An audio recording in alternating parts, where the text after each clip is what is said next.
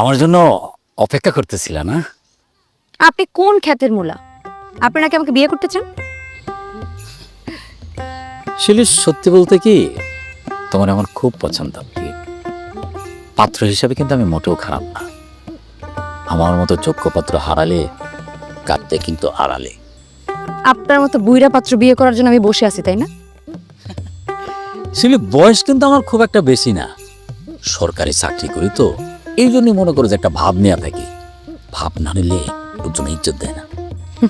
আপনার মতো ঘুষখোরকে আবার মানুষ ইজ্জত দেয়? আসলে ইজ্জত হলো টাকার খেলা। সমাজ যাদের ইজ্জত দেয় তারা একটু দুষ্ট প্রকৃতির হলেও কিন্তু কোনো সমস্যা নাই। টাকায় কিনা হয়, টাকায় সব হয়। টাকা যদি সব কিছু হয়, তাহলে আপনি এক কাজ করেন, আপনি টাকা দিয়ে একটা বউ কিনে নিয়ে আসেন। কারণ টাকা দিয়ে আপনি আমাকে কিনতে পারবেন না। আপনার মতো ঘুষখোর সেগুন কাঠকে বিয়ে করার আমার কোনো ইচ্ছা নাই। আপনি যদি আজকের পর থেকে আমার আব্বারে ফুসলানোর চেষ্টা করেন, লোভ দেখানোর চেষ্টা করেন, আমি আপনার ইজ্জত গাছের মধ্যে বাইন্ধা ঝুলায় রাখবো। শিলি, বুঝতে পারছি তুমি আমার উপরে খুব বিরক্ত, অনেক রাগ করে আছো। কিন্তু আমার রাগ তুমি গাছের উপরে ঝাড়তেছো কে? আরে গাছেরও তো প্রাণ আছে।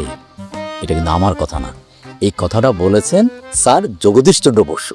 বাহ, আপনার খুব জ্ঞান। আপনি এক কাজ করেন, আপনার মতো জ্ঞানী একজনকে বিয়ে করেন। আমার আপনার মতো জ্ঞান নাই। আপনি আমার বাসায় আর কোনোদিন বিয়ের প্রস্তাব পাঠাবেন না, কারণ আপনাকে আমার পছন্দ না। আর যদি কোনোদিন আমার পিছু পিছু ঘুরছেন, তাহলে খবর আছে কিন্তু বলতে।